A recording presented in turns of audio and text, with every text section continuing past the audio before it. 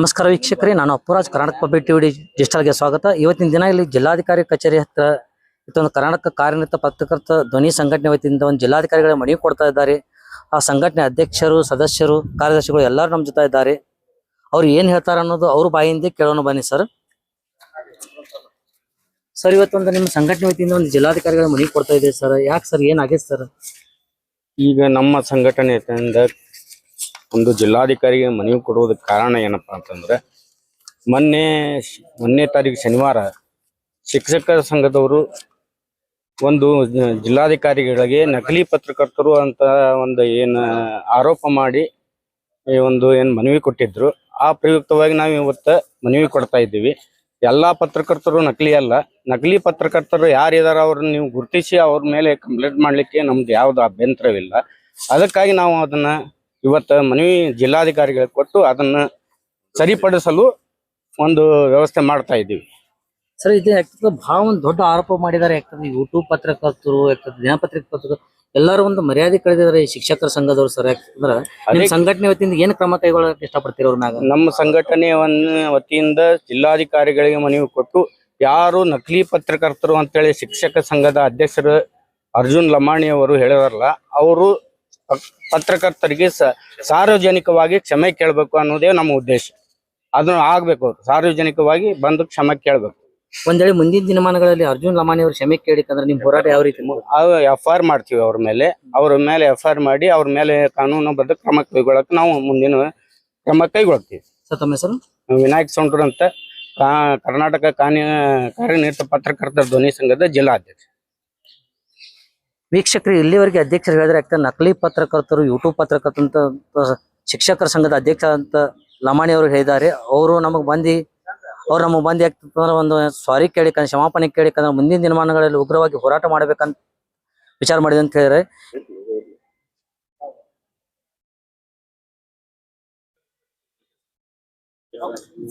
ವೀಕ್ಷಕರೇ, Karnataka public TV ಡಿಜಿಟಲ್ಗೆ ಸ್ವಾಗತ. ನಾನು ಅಪ್ಪುರಾಜ್. ಇವತ್ತಿನ ಜಿಲ್ಲಾಧಿಕಾರಿ ಕಾರ್ಯಾಲಯ ವಿಜಯಪುರ ಹತ್ರ ಇದ್ದೇವೆ. ಇಲ್ಲಿ ಆದಂತ ಸಮಸ್ಯೆ ಏನಪ್ಪಾ ಅಂತಂದ್ರೆ, ನಮ್ಮ ಶಿಕ್ಷಕರ ಸಂಘದ ಜಿಲ್ಲಾಧ್ಯಕ್ಷ ಆದಂತ ಅರ್ಜುನ್ ಲಮಾಣಿ ಅವರು ಯೂಟ್ಯೂಬ್ ಹಾಗೂ ಪತ್ರಕರ್ತರ ಮೇಲೆ ಬಹಳ ದೊಡ್ಡ ಆರೋಪವನ್ನು ಮಾಡಿದ್ದಾರೆ. ಅವರಲ್ಲಿ ನಕಲಿ ಪತ್ರಕರ್ತರು, ನಕಲಿ ಯೂಟ್ಯೂಬ್ಗಾರರು ಆರೋಪ ಮಾಡಿದ್ದಾರೆ. ಇವತ್ತಿನ ದಿನ ಒಂದು ಪತ್ರಕರ್ತರ ಸಂಘಟನೆ ವತಿಯಿಂದ ಒಂದು ಜಿಲ್ಲಾಧಿಕಾರಿಗೆ ಮನವಿ ಸಲ್ಲಿಸಲು ಇಲ್ಲಿ ಬಂದಿದ್ದಾರೆ. ಆ ಸಂಘಟನೆ ಪದಾಧಿಕಾರಿಗಳು ಅಂದ್ರೆ ಪತ್ರಕರ್ತರು ಇಲ್ಲಿ ನಮ್ಮ ಜೊತೆ ಇದ್ದಾರೆ. ಆ ಪತ್ರಕರ್ತರು ಏನ್ ಹೇಳ್ತಾರ ಅನ್ನೋದನ್ನ ಅವ್ರ ಬಾಯಿಂದ ಕೇಳೋಣ ಬನ್ನಿ. ಸರ್, ಇವತ್ತು ಅರ್ಜುನ್ ಲಮಾಣಿ ಅವರು ನಿಮ್ಮ ಮೇಲೆ ಒಂದು ದೊಡ್ಡ ಆರೋಪ ಮಾಡ್ತಾರೆ. ಯಾಕಂದ್ರೆ ನಕಲಿ ಪತ್ರಕರ್ತರು, ನಕಲಿ ಯೂಟ್ಯೂಬ್ಗಾರ ಅಂತ. ಇದ್ರ ಬಗ್ಗೆ ತಾವು ಒಂದು ಪತ್ರಿಕೆ ಒಂದು ಸಂಪಾದಕರಾಗಿ ಏನ್ ಹೇಳಕ್ ಇಷ್ಟಪಡ್ತೀರಿ ಸರ್? ನಾನು ಮೊದಲನೇದಾಗಿ ಸಂಗಮೇಶ್ MK ಅಂತೇಳಿ ಕಾರ್ಯನಿರತ ಪತ್ರಕರ್ತ ಸಂಪಾದಕ ವರದಿಗಾರ ಸಂಘದ ವಿಜಯಪುರ ಜಿಲ್ಲಾಧ್ಯಕ್ಷ ಮತ್ತು ಸಮೃದ್ಧಿ ಸಮರ ಕನ್ನಡ ಮಾಸಪತ್ರಿಕೆ ಸಂಪಾದಕರಾಗಿ ನಾನು ಹೇಳ್ತಾ ಇದ್ದೀನಿ. ಇವತ್ತು ಸರ್ಕಾರಿ ಶಾಲೆಯ ಶಿಕ್ಷಕರು ಏನಪ್ಪಾ ಅಂತ ತಾವು ಮಾಡ್ತಕ್ಕಂಥ ಏನಪ್ಪಾ ಅಂತ ಯಾವುದೇ ದವಸ ಧಾನ್ಯಗಳನ್ನ ಶಾಲೆಯನ್ನು ತೆಗೆದುಕೊಂಡು ಹೋಗೋದಾಗಲಿ, ಅದನ್ನ ಪ್ರಶ್ನೆ ಮಾಡಿದಕ್ಕೆ ಏನಪ್ಪಾ ಅಂತಂದ್ರೆ ಅವ್ರು ಒಬ್ರು ಯಾರೋ ಮಾಡಿದ ಕಾರಣಕ್ಕೆ ಏನಪ್ಪಾ ಅಂತಂದ್ರೆ ನಕಲಿ ಪತ್ರಕರ್ತರು ಮತ್ತೆ ನೀವು ಮಾಡ್ತಕ್ಕಂಥ ಭ್ರಷ್ಟಾಚಾರ ಮಕ್ಕಳಿಗೆ ಬರ್ತಕ್ಕಂಥ ಆಹಾರ ಏನಪ್ಪಾ ಅಂತಂದ್ರ ನೀವು ಮನೆಗೆ ತಗೊಂಡು ಹೋಗುವಂತ ನೀವು ಕೆಲಸ ಮಾಡತ್ರಿ. ಇದನ್ನ ಪ್ರಶ್ನೆ ಮಾಡೋದೇ ತಪ್ಪ? ನಿಮ್ನ ಏನು ಕೇಳಬೇಡ್ದ? ನೀವೇನಪ್ಪಾ ಅಂತ ನಿಮ್ಮ ವ್ಯವಸ್ಥೆ ಹೆಂಗಪ್ಪ ಅಂತಂದ್ರ, ನೀವು ಅಕ್ಷರ ದಾಸೋಹ ಅನುದಾನ ಬರ್ತದ, SDMC ಅನುದಾನ ಬರ್ತದ, ಸಾಕಷ್ಟು ಹಲವಾರು ಅನುದಾನಗಳಿಗೆ ಶೌಚಾಲಯ ಏನಪ್ಪಾ ಅಂತಂದ್ರೆ ಪ್ರತಿ ತಿಂಗಳಿಗೆ 2,500 ಬರ್ತದ. ಶೌಚಾಲಯನ ಕ್ಲೀನ್ ಮಾಡ್ಸಲ್ಲ, ಮಕ್ಕಳಿಗೆ ಸರಿಯಾದ ಶೌಚಾಲಯ ಇಲ್ಲ. ಪ್ರತಿ ಏನಪ್ಪಾ ಅಂತಂದ್ರೆ ಬಿಲ್ಗಳು ಮಾತ್ರ 2,500 ಮಂತ್ಲಿ ಬಿಲ್ ತೆಗೆಯುವಂತ ಕೆಲಸ ಮಾಡ್ತೀರಿ. ಅಕ್ಷರ ದಾಸೋಹ ಅನುದಾನ ತಿಂತೀರಿ. ಮತ್ತು ಏನಪ್ಪಾ ಅಂತಂದ್ರ ಶೌಚಾಲಯ ನಿರ್ವಹಣೆಗೆ ಬಂದಂತ ದುಡ್ಡನ್ನು ತೆಗೆದುಕೊಳ್ತೀರಿ. ಆ ಶೌಚಾಲಯ ನಿರ್ವಹಣೆ ಮಾಡೋದೇ ಇಲ್ಲ. ಯಾಕಂತ ಕೇಳಿದ್ರೆ ಮತ್ತೆ ಮಕ್ಕಳಿಗೆ ಸರಿಯಾದ ಕುಡಿಯುವ ನೀರನ್ನು ಇಡಬೇಕು, ಫಿಲ್ಟರ್ ನೀರು, ಅದು ಕೂಡ ಇಡಲ್ಲ. ಯಾಕಪ್ಪ ಅಂತಂದ್ರೆ ಪ್ರತಿಯೊಂದ್ರಾಗೂ ಅಂತಂದ್ರೆ ಮಕ್ಕಳಿಗೆ ಸರಿಯಾದ ಸೌಕರ್ಯ ಕೊಟ್ರೆ ನಾವು ಪ್ರಶ್ನೆ ಮಾಡುವಂತ ಅವಶ್ಯಕತೆ ಇಲ್ಲ.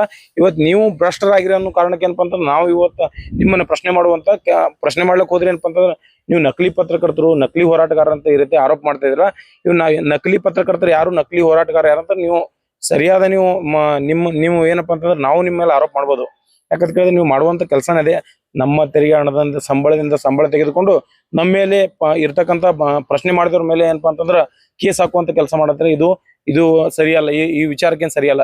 ಈಗ ನಾವು ಕೂಡ ಎಲ್ಲಾ ನಕಲಿ ಹೋರಾಟಗಾರರು, ನಕಲಿ ಪತ್ರಕರ್ತರು ಯಾರಿದಾರ ನೀವು ಸರಿಯಾಗಿ ತೋರಿಸಿದ್ರೆ ನೀವು ಶಿಕ್ಷಕರನ್ನ ನಾವು ಒಪ್ಕೋತೀನಿ. ಇಲ್ಲಾಂದ್ರೆ ನೀ ಅದಕ್ಕೂ ನಾಲಾಯಕತ್ ನೇರವಾಗಿ ಪ್ರಶ್ನೆ ಮಾಡ್ತೀನಿ. ಯಾಕಪ್ಪ ಅಂತಂದ್ರೆ ಯಾರು ನಕಲಿ ನೀವು ಮಾಡುವಂತ ಭ್ರಷ್ಟಾಚಾರಕ್ಕೆ ನಾವು ಪ್ರಶ್ನೆ ಮಾಡಬಾರ್ದಾ? ಇವತ್ತೇನಪ್ಪಾ ಅಂತ ನಾವು ಸರಿಯಾಗಿದೀವಿ ಅಂತ ನಾವು ಹೇಳ್ತೀವಿ. ನೀವು ಒಟ್ಟೆ ನಾವು ನೀವೇ ಏನು ಮಾಡ್ಲಿ ಅಂದ್ರೆ ನಾವು ಕೇಳುವಂತ ಅವಶ್ಯಕತೆನೇ ಇದ್ದಿರ್ಲಿಲ್ಲ.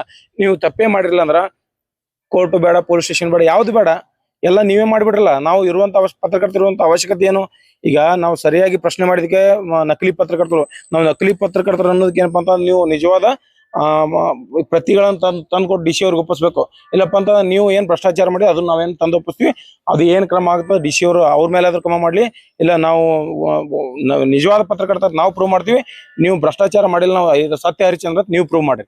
ಸರ್ ಇನ್ನೊಂದು ನಕಲಿ ಯೂಟ್ಯೂಬ್ಗಾರ ಸರ್, ಯೂಟ್ಯೂಬ್ ನಲ್ಲಿ ಯಾವುದೇ ಸುಳ್ಳು ಮಾಹಿತಿ ಹಾಕಕ್ ಬರ್ತದ ವಿಚಾರ ಮಾಡ್ಕೋರಿ. ಯಾಕಂದ್ರ ಯಾವುದೇ ಒಂದು ಚಾನಲ್ ನಡೆಸ್ತಾನ ಒಂದ್ ವ್ಯಕ್ತಿ, ಇವತ್ತ ಸ್ಥಳೀಯ ಚಾನಲ್ ಆಗ್ಲಿ, ಲೋಕಲ್ ಆಗ್ಲಿ, ನ್ಯಾಷನಲ್ ಚಾನಲ್ ನಡೆಸ್ತಾನ, ಇದ್ದಂತ ಮಾಹಿತಿಯನ್ನೇ ಹಾಕಬೇಕು. ಮತ್ತೆ ಬೇರೆ ಮಾಹಿತಿ ಏನ್ ಹಾಕಕ್ ಬರ್ತದೆ ಸರ್? ತಾವೊಂದ್ ಸಂಪಾದಕರಾಗಿ ಏನ್ ಹೇಳಕ್ ಇಷ್ಟಪಡ್ತೀವಿ? ಈಗ ಪ್ರಜಾಪ್ರಭುತ್ವದೊಳಗೆ ಎಲ್ಲರಿಗೂ ಹಕ್ಕದ ವಿಡಿಯೋ ಮಾಡಕ್. ಯಾಕಂದ್ರ ಹೈಕೋರ್ಟ್ ಸುಪ್ರೀಂ ಕೋರ್ಟ್ ಏನಪ್ಪಾ ಸ್ಪಷ್ಟನೆ ನೀಡ್ಯದ. ಯಾಕಂತ ಕೇಳಿದ್ರೆ ಯಾರಾದ್ರೂ ವಿಡಿಯೋ ಮಾಡ್ಬೋದು. ಯಾಕಂತ ಕೇಳಿದ್ರೆ ಭ್ರಷ್ಟಾಚಾರ ತಡೆಗಟ್ಲಕ್ ವಿಡಿಯೋ ಮಾಡೋದು ಏನ್ ಅವ್ನು ವೈಯಕ್ತಿಕ ಮನಿ ಹೋಗಿ ಏನಪ್ಪಾ ಅಂತಂದ್ರೆ ಅವ್ನು ವೈಯಕ್ತಿಕ ಯಾವ್ದಂತೂ ವಿಡಿಯೋ ಮಾಡಕ್ ಸಾಧ್ಯ ಇಲ್ಲ.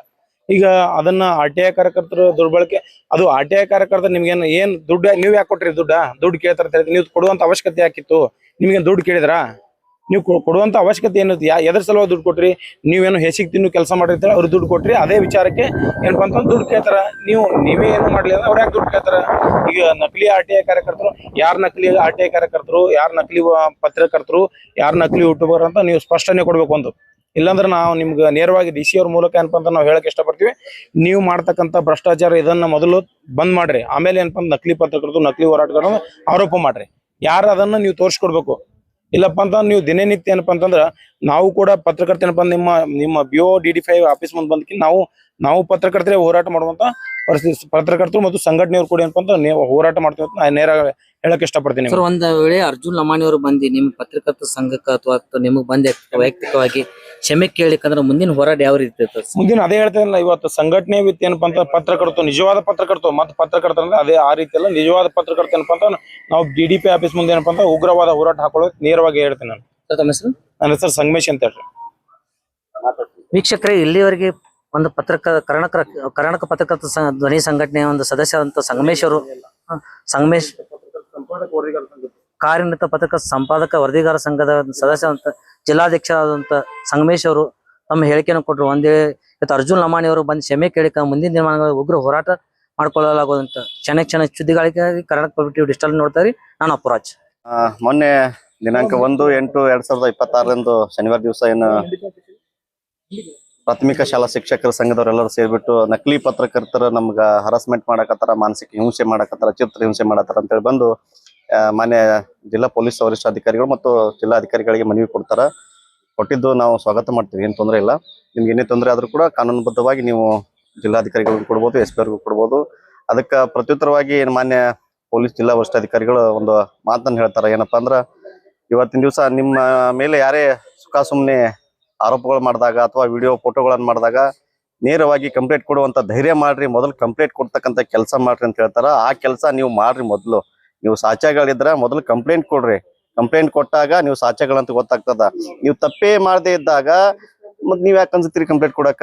ತಪ್ಪು ಮಾಡಿರಿ ಅಂತ ಗೊತ್ತಾಗ್ತದ. ನೀವು ಇಲ್ಲಿ ತನಕ ಸುಮ್ ಕುಂತೀರಿ. ನೀವು ತಪ್ಪೇ ಮಾಡಿಲ್ಲ, ಇಷ್ಟು ದಿನ ಕಂಪ್ಲೇಂಟ್ ಕೊಡ್ತೀರಿ. ಇಷ್ಟು ದಿನ ನೀವು ಕಂಪ್ಲೇಂಟ್ ಕೊಟ್ಟಿಲ್ಲ ಅಂದ್ರೆ ಕಂಪ್ಲೇಂಟ್ ಕೊಟ್ಟಿಲ್ಲ ಅದ್ರ ಅರ್ಥ ಏನು? ನೀವು ತಪ್ಪು ಮಾಡಿರಿ. ನೀವು ತಪ್ಪೇ ಮಾಡಿಲ್ಲ ಅಂದ್ರೆ ಕಂಪ್ಲೇಂಟ್ ಕೊಡ್ತಿದ್ರಿ. ಈ ಕಂಪ್ಲೇಂಟ್ ಕೊಡಕ್ ಬಂದಿರಿ, ಅದು ಒಬ್ಬೊಬ್ರು ಬಂದಿಲ್ಲ, ಎಲ್ಲಾ ಸಂಘದವ್ರು ಕೂಡ್ಸ್ಕೊಂಡ್ ತಂದು ಕೊಡ್ತೀರಿ. ಇವತ್ತಿನ ದಿವಸ ನಿಮ್ ಮ್ಯಾಲ ಯಾರು ಮಾನಸಿಕ ಚಿತ್ರ ಹಿಂಸೆ ಕೊಟ್ರ, ನಿಮ್ ಮ್ಯಾಗ ಯಾರು ಸುಮ್ಮನೆ ಆರೋಪಗಳು ಮಾಡ್ತಾ ಇದ್ದಾರಲ್ಲ ಅವ್ರ ಮ್ಯಾಗ ನೇರವಾಗಿ ಕಂಪ್ಲೇಂಟ್ ಕೊಡ್ರಿ. ನೇರವಾಗಿ SP ಅವ್ರು ಹೇಳ್ಯಾರ ನಿಮ್ಗೆ ಏನಂತೇಳಿ, ಕಂಪ್ಲೇಂಟ್ ಕೊಟ್ಟಿರ್ತೇಳಿ. ಆದರೆ ನೀವ್ ಯಾಕೆ ಮಾಡಂಗಿಲ್ಲ? ನಿಮ್ ಮ್ಯಾಗ ಸುಮ್ನೆ ಯಾರು ಆರೋಪ ಮಾಡಕ್ ಹೋಗಲ್ಲ. ನೀವ್ ತಪ್ಪು ಮಾಡಿರ್ತೀರಿ, ಆರೋಪ ಮಾಡ್ತಾರ. ಈ ದೇಶದೊಳಗ ಪ್ರತಿಯೊಬ್ಬರಿಗೂ, ಪ್ರತಿಯೊಬ್ಬ ನಾಗರಿಕನಿಗೂ ಪ್ರಶ್ನೆ ಮಾಡೋ ಹಕ್ಕು ಐತಿ, ಪ್ರಜಾಪ್ರಭುತ್ವ ಒದಗಿ ಅದ. ಹಂಗಂತೇಳಿ ಅವ್ರು ಪ್ರಶ್ನೆ ಮಾಡಿರ್ತಾರ. ನೀವು ಕರೆಕ್ಟ್ ಆಗಿದ್ರೆ ಯಾರು ನಿಮ್ ಮ್ಯಾಗ ಪ್ರಶ್ನೆ ಮಾಡಂಗಿಲ್ಲ. ಇವತ್ತಿನ ದಿವಸ ನಿಮ್ಮ ಬೆನ್ನೆಲುಬಿಗೆ ಪೊಲೀಸ್ ವರಿಷ್ಠಾಧಿಕಾರಿ ನಿಂತಾರ, ನಾವು ನಿಮ್ಮನ್ನ ನಿಲ್ತೀವಿ ಅಂತ ಡೂಪ್ಲಿಕೇಟ್ ಪತ್ರಕರ್ತರು ಯಾರೇ ಬಂದು ನಿಮ್ ಮ್ಯಾಗ ಹರಾಸ್ಮೆಂಟ್ ಮಾಡಿದಾಗ ನೀವು ಸ್ಪಷ್ಟವಾಗಿ ಕಂಪ್ಲೇಂಟ್ ಕೊಡುವಂತ ಕೆಲಸ ಮಾಡ್ರಿ. ಅದನ್ನ ನಾವು ಸುದ್ದಿ ಪ್ರಸಾರ ಮಾಡ್ತೀವಿ. ಒಂದ್ ವೇಳೆ ನೀವು ತಪ್ಪಿತಸ್ಥರಾದ್ರ ನಾವು ನಿಮ್ಗೆ ಕಾಲ್ಕು ಬಿಡಂಗಿಲ್ಲ. ನೀವೇನು ಮೊನ್ನೆ ಒಂದು ಪದ ಬಳಸ್ತಾರಲ್ಲ, ನಕಲಿ ಯೂಟ್ಯೂಬರ್ಸ್, ನಕಲಿ ಪತ್ರಕರ್ತರು ಅಂತೇಳಿ, ಅದನ್ನ ನಾವು ಕಡಾಖಂಡಿತವಾಗಿ ಖಂಡಿಸ್ತೀವಿ. ನೀವು ನೇರವಾಗಿ ಬಂದು ಆ ನಕಲಿ ಪತ್ರಕರ್ತ ಅಂದಿದ್ ತಪ್ಪಾಗೈತಿ, ನಮ್ಮ ಮೇಲೆ ಬಂದು ಯಾರು ನಮಗ ತ್ರಾಸ ಕೊಟ್ರ ಅವ್ರಿಗೆ ಅಷ್ಟೇ ಅಂದಿನಿ ಅಂತೇಳಿ ನೀವು ಕ್ಷಮಾಪಣೆ ಕೇಳ್ಬೇಕು. ಒಂದ್ ವೇಳೆ ಕೇಳಿಲ್ಲ, ನಮ್ಗೆ ಏನ್ ಮಾಡ್ಬೇಕು? ನಮಗ್ ಕಾನೂನುಬದ್ಧವಾಗಿ ನಿಮ್ಗೆ ಎಷ್ಟು ಕಾನೂನು ಗೊತ್ತ, ನಮಗೂ ಅದ್ರ 10 ಪಟ್ಟು ಕಾನೂನು ಗೊತ್ತದ. ನಾವ್ ಏನ್ ಮಾಡ್ಬೇಕು ನಾವು ಮಾಡ್ತೀವಿ. ತಮ್ಮ ಹೆಸರು? ಸರ್ ಯಮನಪ್ಪ ಗುಣಿಕೆ ಅಂತೇಳಿ, ಸಮಾನತೆಯ ಧ್ವನಿ ಸಂಪಾದಕರು, ವಿಜಯಪುರ. Thank you sir. ವೀಕ್ಷಕರೇ, ಇಲ್ಲಿವರೆಗೆ ಯಮನಪ್ಪ ಗುಣಿಕಿಯವರು ನಮ್ಮ ಜೊತೆ ಮಾತಾಡ್ತಾ ಹೇಳಿದವ್ರು, ನಕಲಿ ಪತ್ರಕರ್ತರು ಯಾರ್ದಾರ ಅವ್ರ ಮ್ಯಾಗ ಕೇಸ್ ಮಾಡ್ಲಿ, ನಕಲಿ ಯೂಟ್ಯೂಬರ್ ಯಾರ್ದಾರ ಅವ್ರ ಮ್ಯಾಗ ಕೇಸ್ ಮಾಡ್ಲಿ, ಎಲ್ಲಾರನ್ನು ಇದರಲ್ಲಿ ಎಳತರಬಾರ್ದು. ಶಿಕ್ಷಕರ ಸಂಘದ ಅಧ್ಯಕ್ಷರು ಲಮಾಣಿ ಅವರು ಎಲ್ಲಾರು ಇದ್ರಲ್ಲಿ ಹೇಳ್ತಿರ್ಬೋದು. ಒಂದೇಳಿ ಅವ್ರು ಬಂದು ಕ್ಷಮೆ ಕೇಳಬೇಕು. ಅವ್ರ ಕ್ಷಮೆ ಕೇಳಿಕಂದ್ರೆ ಮುಂದಿನ ದಿನಮಾನಗಳಲ್ಲಿ ಒಂದು ಪತ್ರಕರ್ತರ ಧ್ವನಿ ಸಂಘಟನೆ ವತಿಯಿಂದ ಬೃಹತ್ ಹೋರಾಟ ಹಮ್ಮಿಕೊಳ್ಳಲಾಗುವುದು ಅಂತ ಹೇಳಿದ್ರು. ಕ್ಷಣ ಸುದ್ದಿಗಳಿಗಾಗಿ ಕರ್ನಾಟಕ ಪಬ್ಲಿಕ್ ಟಿವಿ ಡಿಜಿಟಲ್ ನೋಡ್ತಾ ಇರಿ. ನಾನು ಅಪೂರ್ವ, ಧನ್ಯವಾದಗಳು.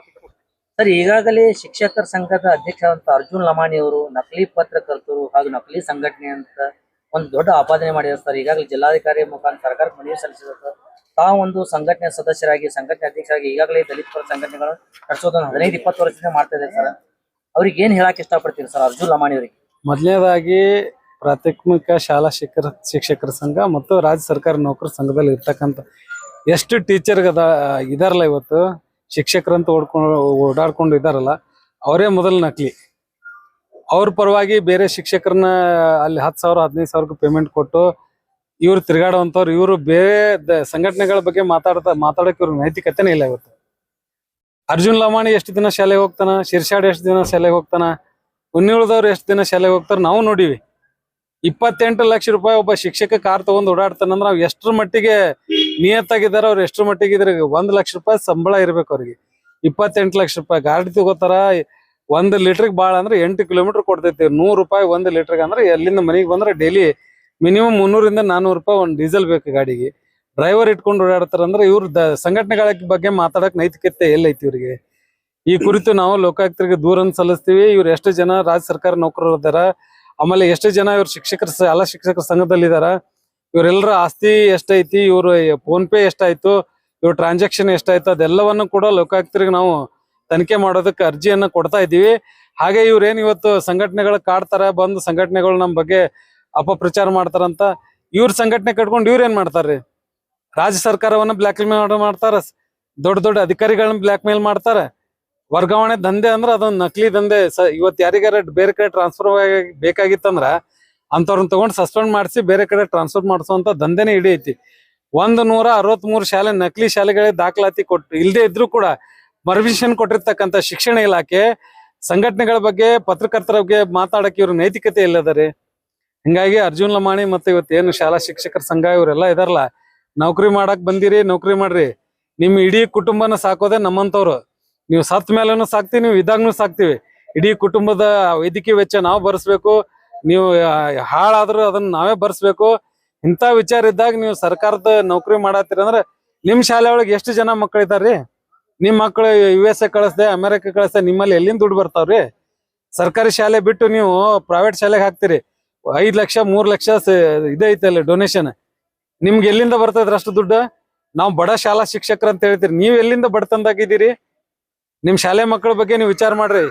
ಅದು ಬಿಟ್ಕೆ ಬರೇ ರಾಜಕಾರಣ ಮಾಡ್ಕೊಂಡು ರಾಜಕಾರಣಿಗಳ ಹಿಂತಿರುಗಾಡಿ ಅವ್ರ ಬಾಲ ಬಡಿಯೋದ್ ಬಿಟ್ಟು ಶಾಲೆ ಮಕ್ಕಳಿಗೆ ನಿಮ್ಗೆ ಸಂಬಳ ಕೊಡೋದು ಅದಕ್ಕೆ ಸಾಲಿ ಕಲ್ಸಿರತ್ತೇಳಿ. ಅದು ಬಿಟ್ಟು ನೀವು ರಾಜಕಾರಣ ಮಾಡ್ಕೊಂಡು ಊರ್ ಜನರ ಬಗ್ಗೆ ಕಮೆಂಟ್ ಮಾಡ್ಕೊಂಡು ಇವೆಲ್ಲ ಬಿಟ್ಟು ನ್ಯಾಯವಾಗಿ ನೌಕರಿ ಮಾಡ್ರಿ. ಅದು ಬಿಟ್ಟು ದಲಿತ ಸಂಘಟನೆಗಳ ಬಗ್ಗೆ ಮಾತಾಡೋದು, ಪತ್ರಕರ್ತರ ಸಂಘದ ಬಗ್ಗೆ ಮಾತಾಡೋದು, ನೀವು ಅಷ್ಟು ತಪ್ಪು ಮಾಡಿದ್ರು ಸಂಘಟನೆದವ್ರು ಬಂದಂದ್ರ ಅವ್ರ ಮೇಲೆ ಕಂಪ್ಲೇಂಟ್ ಮಾಡ್ಬೇಕಾಗಿತ್ತು. ಇದುವರೆಗೆ ಯಾಕೆ ಪತ್ರಕರ್ತರು ಬಂದ್ರ, ನಕಲಿ ಪತ್ರಕರ್ತರು ಬಂದ್ರ ಅವ್ರ ಮೇಲೆ ಕಂಪ್ಲೇಂಟ್ ಮಾಡ್ಬೇಕಾಗಿತ್ತು. ಇವತ್ತು ಪ್ರಶ್ನೆ ಕೇಳದ ಭ್ರಷ್ಟಾಚಾರ ಮಾಡ್ತಾರ ಅವ್ರು, ನಮ್ ಬಗ್ಗೆ ಅದು ಮಾಡ್ತಾರ ಇದು ಮಾಡ್ತಾರ. ನೀವೇನು ಪ್ರಶ್ನಾತೀತ್ರ? ಏನ್ ನೀವು ಬೇರೆ ಕಡೆಯಿಂದ ಏನು ಮ್ಯಾಲಿಂದ ಉದ್ರಿ ಸರ್ಕಾರಿ ನೌಕರ ಅಂದ್ರ? ಸರ್ಕಾರಿ ನೌಕರನ ಪ್ರತಿ ಪೈಸೆ ಕೇಳಬೇಕಾಗಿದ್ದು ನನ್ನ ಹಕ್ಕದ ಒಬ್ಬ ನಾಗರಿಕನಾಗಿ, ಸಮಾಜದ ನಾಗರಿಕನಾಗಿ ನೀ ಏನ್ ಮಾಡಿದ್ರೆ ಕೇಳುವಂತ ಹಕ್ಕ ನನ್ನಲ್ಲಿದ. ಹಿಂಗಾಗಿ ಅರ್ಜುನ್ ಲಮಾಣಿ ಅವರೇ, ನೀವು ಮಾತಾಡಿರೋದು ಬಹಳ ತಪ್ಪು ಮಾತುಗಳದ. ಅದಕ್ಕೆ ನೀವು ಮಾತನ್ನ ವಾಪಸ್ ತಗೋಬೇಕು, ಕ್ಷಮೆ ಕೇಳ್ಬೇಕು. ಒಂದ್ ವೇಳೆ ದಲಿತ ಸಂಘಟನೆಗಳು ಒಂದಾಗಿ ನಿಮ್ಗೆ ಎಲ್ಲರಿಗೂ ಗಂಟು ಬಿದ್ರೆ ನೀವು ಯಾರು ನೌಕರಿ ಮಾಡಂಗಿಲ್ಲ. ತಲೆಗಿರ್ಲಿ, ನೀವು ಮಕ್ಕಳದ ಊಟದೊಳಗೆ ಎಷ್ಟು ತಿಂತೀರಿ, ತತ್ತಿಯೊಳಗೆ ಎಷ್ಟು ತಿಂತೀರಿ, ಮಕ್ಕಳ ಸಂಖ್ಯೆ ಎಟ್ಟದ, ನೀವ್ ಎಟ್ಟಾಗ್ತೀರಿ ಎಲ್ಲವೂ ಗೊತ್ತಿದ್ರು ನಾವು ನೌಕರಿ ಮಾಡತ್ತಿರಲ್ಲ. ನೌಕರಿ ಮಾಡೋದಟ್ಟೆ ನಿಮ್ ಕೆಲಸ. ರಾಜಕಾರಣ ಮಾಡೋದಕ್ಕೆ ಬೇರೆ ಬೇರೆಯವ್ರು ಅದಾರ. ಅದು ಬಿಟ್ಟು ನೀವು ರಾಜಕಾರಣ ಮಾಡಕ್ ಬಂದ್ರೆ ನಾವು ರಾಜಕಾರಣ ಮಾಡ್ತೀವಿ. ನೀವು 10 ಕಂಪ್ಲೇಂಟ್ ಬಂದ್ರೆ 11 ಕಂಪ್ಲೇಂಟ್ ಕೊಡೋ ತಾಕತ್ ನಂಬಲ್ಲಿ ಅದ. ಪೊಲೀಸರು ನಿಮ್ಗೆ ಅಟ್ಟೆ ಅಲ್ಲ, ನಮಗೂ ಕೂಡ ಅದಾರ. ಕಾನೂನು ಎಲ್ಲರಿಗೂ ಒಂದೇ ಅದ. ಸಂವಿಧಾನದ ಅಡಿಯೊಳಗೆ ನೀವು ಇದ್ದೀರಿ, ನಾವು ಇದ್ದೀವಿ. ನೀವು ಪೊಲೀಸ್ ಕಂಪ್ಲೇಂಟ್ ಕೊಟ್ಟ ತಕ್ಷಣ ಅಂಜಿ ನಾವೆಲ್ಲ ಹೋಗ್ತೀವಿ ಅಂತ ಇವೆಲ್ಲ ತಲೆಗೆ ಇಟ್ಕೋಬೇಡ್ರಿ. ಅದಕ್ಕೆ ಇಂಥದನ್ನೆಲ್ಲ ಮರೆತು ನೀವು ಸಾಲಿ ಕೆಲ್ಸದ ಅಟ್ಟೆ ಮಾಡ್ಬೇಕು. ಖಂಡಿತವಾಗಿ ನಿಮ್ಗೆ ವಾರ್ನಿಂಗ್ ಮಾಡ್ತಾ ಇದ್ದೀವಿ. ದಲಿತ ಸಂಘಟನೆಗಳು ಮತ್ತೆ ಪತ್ರಕರ್ತರ ಸಂಘದವ್ರಿಗೆ ನೀವು ಕ್ಷಮೆ ಕೇಳಬೇಕು. ಈ ತರದ ವಿಚಾರಗಳು ಮತ್ತೊಮ್ಮೆ ಮರುಕಳಿಸ್ದಂಗೆ ನೀವು ನೋಡ್ಕೊಳ್ಬೇಕು. ಇಲ್ಲಾಂದ್ರೆ ನಿಮ್ದು ಬಹಳ ದೊಡ್ಡ ಮಟ್ಟಕ್ಕೆ ರಾಜ್ಯ ಸರ್ಕಾರ ನೌಕರು ನೀವ್ ಏನ್ ಮಾಡ್ತಿರಲ್ಲ ಎಲ್ಲದಕ್ಕೂ ನಮ್ದು ಒಂದು ಅಡ್ಡಗಾಲ ಇರ್ತಂತ ಅಂತ ಹೇಳಿ ಮೂಲಕ ಎಚ್ಚರಿಕೆಯನ್ನು ಕೊಡ್ತಾ ಇದೀನಿ. ಚೆನ್ನು ಕಟ್ಟಿಮನೆ 10-20 ವರ್ಷಗಟ್ಟಿನಿಂದ ಅಲ್ಲೇ ಶಿಕ್ಷಕರ ಸೇವೆ ಮಾಡೋದು. ನಾ ಹೇಳಿದ್ನಲ್ರಿ, ಈ ಶಿಕ್ಷಣ ಇಲಾಖೆ, ಶಾಲಾ ಶಿಕ್ಷಣ ಇಲಾಖೆ ಅಂದ್ರೆ ಅದೊಂದು ಭ್ರಷ್ಟಾಚಾರದ ಕೂಪ ಇದ್ದಂಗ. ನೀವು ಒಂದು ಅವರು ಶಾಲೆ ಇವತ್ತು ಹೊಸ ಪರವಾನಗಿ ತಗೋಬೇಕಾಗಿತ್ತು, ಪರವಾನಗಿ ನವೀಕರಣ ಆಗ್ಬೇಕಾದ್ರ ಇಂಥದ್ದೇ ಬೇಕು ಅಂತ ಹೇಳಿ ಅದೊಂದು ನಾಮ್ಸ್ ಅದ, ಸರ್ಕಾರದ ರೂಲ್. ಸಿಂಗಲ್ ಒಟ್ಟು 123 ಶಾಲೆಗಳ ಅನಧಿಕೃತವಾಗಿ ನವೀಕರಣ ಮಾಡ್ಯಾರ. ಅಂತದೆಲ್ಲ ಸಾಕಷ್ಟು ಮಾಡಿರುವಂತದ್ದು ಅದ. ಹಿಂಗಾಗಿ ಅದು ಇವ್ರು ಮಾಡೋದೇನಿಲ್ಲ, ನಮಗೂ ಹಲ್ಕಟಗಿರಿ ಗೊತ್ತದ. ಅದಕ್ಕೆ ಇದು ಬಹಳ ಎಚ್ಚರಿಕೆಯಿಂದ ಹೆಜ್ಜೆ ಇಡ್ಬೇಕು ಶಿಕ್ಷಕರು ಅಂತೇಳಿ ಈ ಮೂಲಕ ಎಚ್ಚರಿಕೆ ಕೊಡ್ತಾರೆ. ಅರ್ಜುನ್ ಲಮಾಣಿ ಅವರು ಒಂದ್ ವೇಳೆ ಬಂದು ನಿಮ್ ದಲಿತ ಪರ ಸಂಘಟನೆದವರಿಗೆ ಅಥವಾ ಪತ್ರಕರ್ತರ ಸಂಘದವರಿಗೆ ಒಂದು ಕ್ಷಮೆ ಕೇಳಿ ಮುಂದಿನ ಹೋರಾಟ ಯಾವ ರೀತಿ ಇದೆ? ಅದನ್ನ ನಾವು ಹೋರಾಟವನ್ನು ಮಾಡೇ ಮಾಡ್ತೀವಿ. 100% ಅವ್ರು ಎಲ್ಲೇ ಏನು ಹಲ್ಕಟಗಿರಿ ಮಾಡಿದ್ರು ನಾವು ಅದನ್ನ ಅವ್ರಿಗೆ ಬೆಳಕಿಗೆ ತಗೊಂಡ್ಬರ್ತೀವಿ. ಅವ್ರು ಕಾನೂನುಬದ್ಧವಾಗಿ, ನಾವೇನು ಅವ್ರಿಗೆ ಬೇರೆ ವಿಚಾರ ಅಲ್ಲ, ಕಾನೂನುಬದ್ಧವಾಗಿ ಅವ್ರಿಗೆ ಏನ್ ಮಾಡ್ಬೇಕಲ್ಲ ಅದನ್ನೆಲ್ಲವನ್ನು ಮಾಡಕ್ ನಾವು ರೆಡಿ ಇದೀವಿ. ಚನ್ನು ಕಟ್ಟಿಮನಿ, ಕರ್ನಾಟಕ ರಾಜ್ಯ ದಲಿತ ಸಂಘರ್ಷ ಸಮಿತಿ, ವಿಜಯಪುರ. Thank you sir.